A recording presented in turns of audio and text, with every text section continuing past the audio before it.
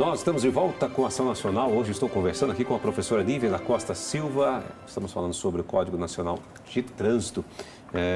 Ela que é especialista aí em direito das relações de consumo e também advogada. Bom, eu gostaria de perguntar a respeito dessas infrações de trânsito que chegam como dublê, que a gente fala, né? Eu tenho amigos, inclusive, que está com uma situação muito complicada, tem quase mais de R$900 de multa. Lá em Recife, ele nunca foi para Recife, né, do carro dele. Então, agora fica uma questão, como é que ele faz? Ele tem que pagar essas multas para depois tentar recorrer na situação? Na verdade, não. Essa situação é cada vez mais recorrente no Brasil. E aí a gente tem dois tipos de dublê ou clonagem de carro. Um é só a placa, ou seja, você vai pegar um carro do mesmo modelo e cor e vai colocar outra placa, como se você estivesse fazendo um novo emplacamento. Que algumas pessoas colocam só um clipezinho, bonitinho do lado, justamente para fugir de fiscalização, ou fazem todo o emplacamento novamente. Lógico, um emplacamento legal, não estou falando da pessoa que vai ao Detran para reemplacar o carro. E aí o que acontece? Começam a chegar as multas. É um procedimento administrativo que a gente faz para avisar que isso está acontecendo. Então, esse procedimento, os sites dos Detrans estaduais tem todo o procedimento bonitinho de como você faz. Mas, basicamente, você vai ter que provar que você não estava lá, o que, às vezes, por exemplo, em Recife é fácil, ele mora em outro estado. Então, você vai provar a distância do estado, que o carro costuma ficar estacionado em determinado lugar, você consegue provar. O problema é quando está dentro do mesmo estado. Mas ele tem que pagar essas multas? A princípio, não. Ele vai recorrer, então ele vai recorrer das multas, avisando que o carro é dublê. E vai provar que o carro é dublê. Então, ele precisa do documento do carro, dos certificados de vistoria, do próprio certificado do veículo e de comprovar que ele não estava naquele lugar. Ou que o carro estava no estacionamento, ou que estava em casa, ou que estava no trabalho. Qualquer tipo de prova é válido. Você vai juntar estes documentos num processinho e manda para o Detran. E o Detran, imediatamente, por isso que não precisa pagar as multas.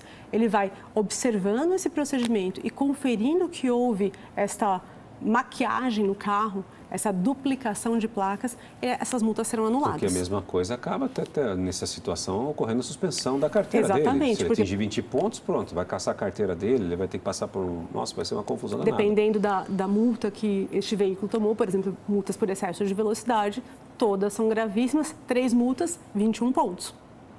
Sim.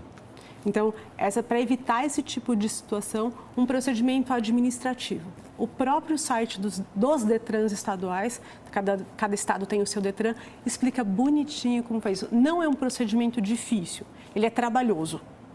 É trabalhoso porque você precisa juntar a documentação, mas é um procedimento simples de ser feito e os Detrans têm sido atentos a esse tipo de situação. Normalmente, o que acontece? Você reemplaca o carro no final das contas, modifica a placa do teu carro. Sim. Porque o chassi mantém-se preservado, não houve remarcação, renumeração, normalmente. Então, você troca a placa. Bom, deixa eu perguntar a questão das motos, né? A gente tem o costume de ver essas motos andando nos corredores dos veículos e parece que eles acham que ali é uma autoestrada, né? E que você, na verdade, tem que dar total... Isso é permitido? Não. Moto, a gente tem uma interpretação equivocada de moto. Primeiro, eu já vi um acidente e o motoqueiro levantava, eu estava no corredor, pô, eu estava no corredor, que corredor? Corredor, aí primeiro não existe corredor, existem faixas.